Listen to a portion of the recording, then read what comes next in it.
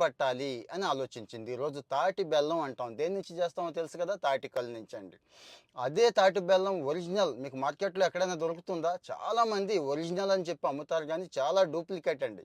తమిళనాడు నుంచి కూడా తెచ్చి అమ్మేస్తున్నారు. మన వాళ్ళు పిచ్చి పిచ్చిగా కొనేస్తున్నారు. కానీ ఏ ఉపయోగం లేదు. మరి ఫర్ ఎగ్జాంపుల్ ఒరిజినల్ తాటి బెల్లం గురించి ఆలోచించండి. ఎంత డిమాండ్ ఉంది. మామూలు బెల్లం రూ. 100 ఉంటే అది 4, 500 ఉందండి. సరే విషయానికొచ్చేద్దాం. ఈ అమ్మాయి ఏం చేసిందంటే నీరా నుంచి ప్రోడక్ట్ తయారు చేయాలి, షుగర్ తయారు చేయాలి. ముఖ్యంగా షుగర్ పేషెంట్‌లకి బాగా ఉపయోగపడుతుంది. ఎందుకంటే రెగ్యులర్ షుగర్‌లో గ్లిసమిక్ ఇండెక్స్ బాగా ఎక్కువండి. ఈ నీరా నుంచి తయారు చేసిన షుగర్‌లో గ్లిసమిక్ ఇండెక్స్ 30% ఉంటుంది కాబట్టి షుగర్ పేషెంట్‌లకి బాగా మేలు చేస్తుంది.